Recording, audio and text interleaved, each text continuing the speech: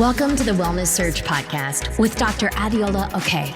Each week, we discuss our wellness journey with real people like you and me. We have conversations about food, fitness, mental health, financial wellness, and much more, so you can get back to the real you. To make sure that you're up to date with this and other wellness topics, visit wellnesssurge.com. Information presented here is for educational purposes only and is not intended to diagnose or treat any disease. Please do not apply any of the information presented here without first speaking with your primary care provider. Now, let's head on to the show. Hello, everybody. Welcome to the Wellness Surge podcast. My name is Dr. Adiola Oke. I'm your hostess for today, and I have the awesome Zainab with me, and we're going to be discussing how to save money for a rainy day. So Zainab has been working in the financial sector for about 7 years now, and she's had various positions within the finance sector, from investment banking, working in the financial arena, and now doing diversity and inclusion management for a well-known bank. She believes that financial wellness plays a critical role in our life because not having enough money can affect your health and your well-being. So Zainab, thank you so much for being here all the way from the United Kingdom. Yay! So happy to have you. So say hi and welcome to our show. Assalamu alaikum, everyone. Hope you're all well. Today, I'm just going to be talking about how to save for a rainy day. Alrighty, thank you, Zainab.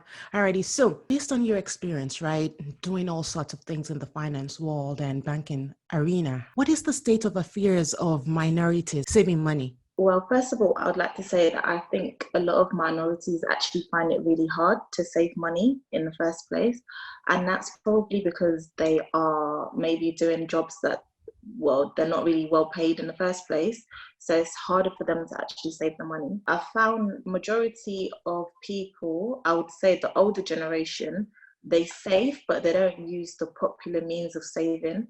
So for example, you'd find that a lot of them would send money back home to invest in properties or invest in businesses, so that, for example, when they do retire, they can go back home, and then, that's like their way of, or that's their means of them, making money.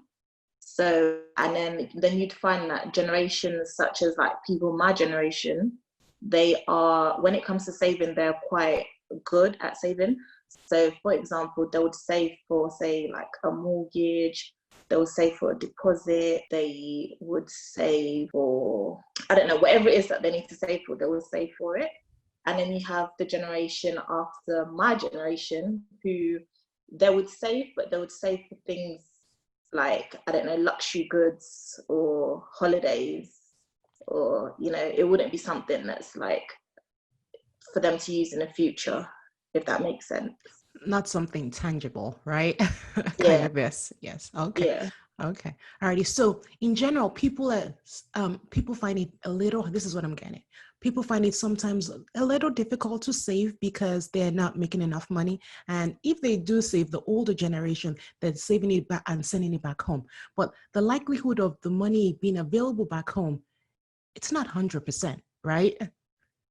Yeah, it's not 100%. It all depends on who they are actually sending the money to, and if they're, the person they're sending the money to is someone they trust, or if they're just spending the money and it's being saved in, say, a bank account or something. Because you do hear stories, a lot of stories about people that have sent money back home to like build something, and then they've gone to whatever country it is and they've noticed that actually what they've been sending the money for hasn't been done, and like whoever they've been sending the money to has, been taking the money or whatever. So you do get those sorts of situations, but it's very unlikely. Okay, because that's kind of sad. Is there like a right way to do it? Like, because if you're saying people are saving, then that's good. But from my own little experience, I'm not sure if people are really saving. Okay, so if they're saving, that's all good. If people don't change course, right? If they don't start saving, what will happen? What will continue to happen? Because from my experience, I don't think minorities are saving enough, right?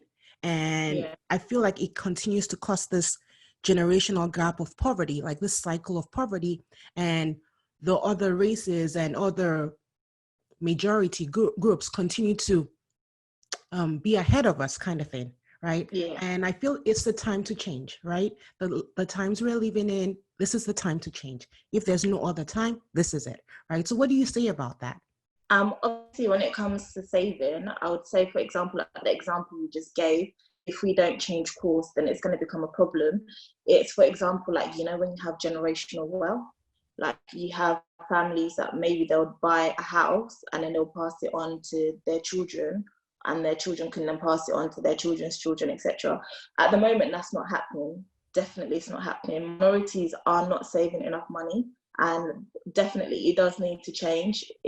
Not just for like their generation, but for our generation and like the generation to come. We do need to take advantage of, you know, the like being able to maybe invest in stock markets and investing in properties, like not just abroad, but like wherever you are. Is, you know, you need to start at home.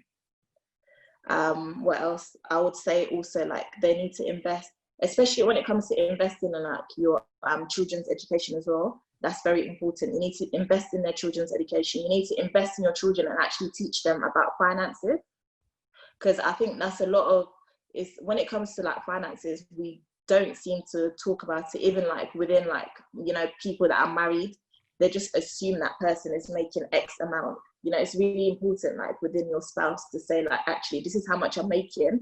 And, you know, if you are like, for example, gonna buy a property together, you need to make it very clear so that, you know, you're not gonna actually in the end put yourself into debt. Yeah, absolutely. But you know, from my experience, right, I started giving my kids books on financing and trying to teach them about finances like a year or two ago, like the older, my teenagers. But when it comes to spouses, that's a different case because the kids I can control, right? But when it comes to spouses, sometimes you really just don't know what your spouse is making. You're like, oh, you just assume. And sometimes it causes friction, right? And so you're right. People both have to come to be on the same page.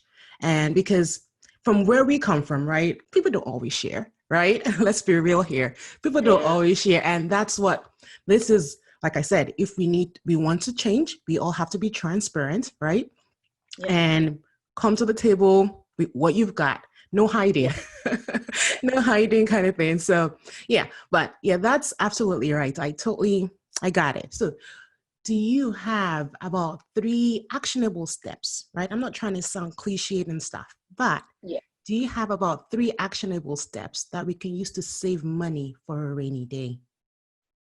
So the first thing I would like to say regarding that is, obviously, the first step to saving money is to actually know how much money you are spending in the first place. Mm, A lot of us don't realize this, but we do spend money on non-essential things all the time.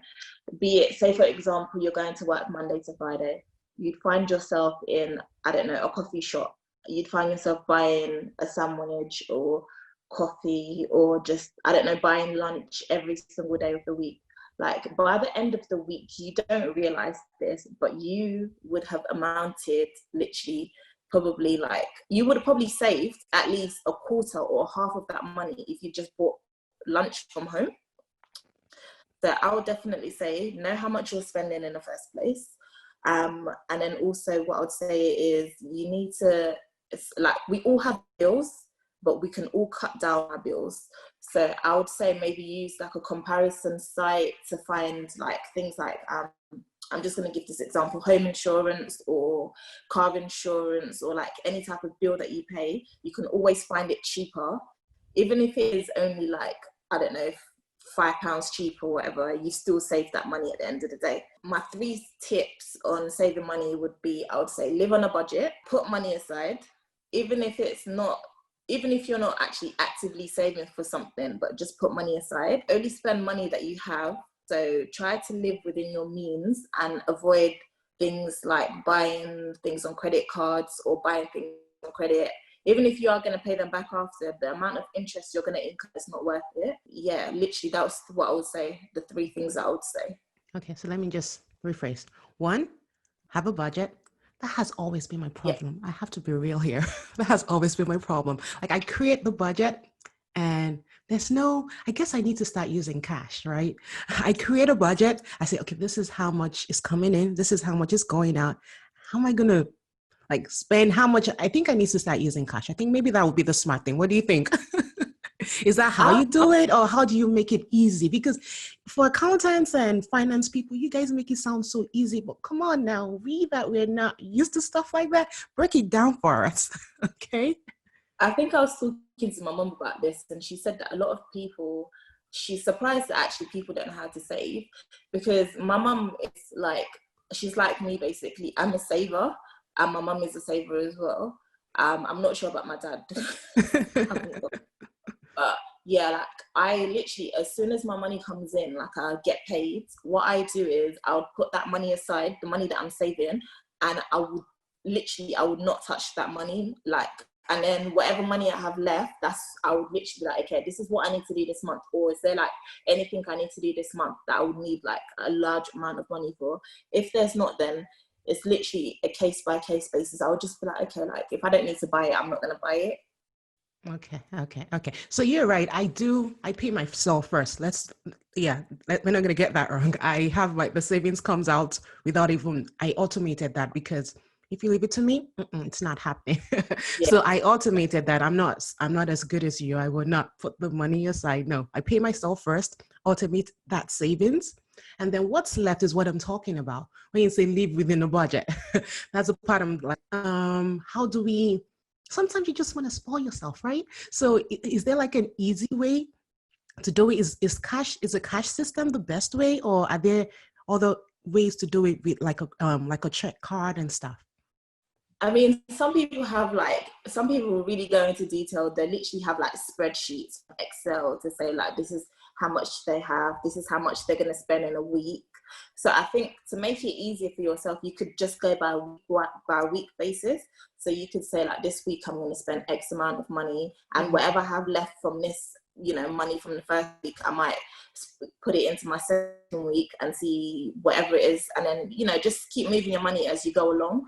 I mean, it's not the easiest thing. It's easier said than done, but when you get into that mind frame, it is really easy. Like, there's nothing easier than actually saving money. Okay, now that makes sense. That makes it easier for me. Now that you've broken it into actionable step, like 1 week, I can deal with that, okay?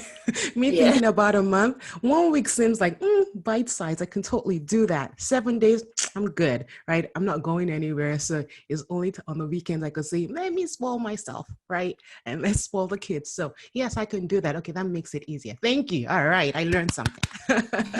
Okay, so that was number 1, right? Have a budget. Number 2 was, I forgot. And put money aside. Put money aside. Okay, yeah. I always say pay yourself first. Okay. There's this guy I listen to, Robert Kiyosaki. Pay yourself first. So no, okay. And then number 3 is only spend what you have. Only and spend avoid what on credit. really big one. Yes, avoid credit. Stop borrowing money to travel to places you couldn't afford to go in the first place. I have had, I'm not even going to go there. People, stuff like that happens. Okay, awesome. Okay, alrighty. So, is there like I was talking about, right? This is all people that are in the finance world, and like when I talk to my cousins or friends that are accountants, like, oh, just have the budget. I'm like, oh, come on. But you've made it easy for me, seriously, by telling me take 1 week at a time. Because we all want to I feel like I need to get better at this because it's not my background. When people start talking numbers, I'm like, what are you saying? I just do the basic. Okay. So is there like a way not to lose faith and not because you're like, oh, I keep trying. Is there any tips on how not to lose faith and not get frustrated in the whole process of like, I'm saving, it's just not getting there. So I don't know. I've always, like, you talk about investment and stocks, right? That's something I struggle with, honestly, because I always think about how am I saving in halal funds, right? And so so do you have anything to say to that? Like how not to get frustrated with this whole saving thing and saving properly where your money works for you, you're not working for your money kind of thing. I think the only thing I could really say is that obviously, as I said, it's not something that some people just, you wake up and you do straight away. It does take a lot of discipline, and you just need to talk to yourself and, say to yourself, like, at the end of the day, like, I could just either save this money for something that I really need, or I could just blow all this money in one go for like one, I don't know, luxurious item. But yeah, like it's not easy, but you know, it's a step by step. You just have to have faith in yourself, first of all, and just try it and stick to the budget as much as you can. And obviously, I think that finance does play like a critical role in our lives.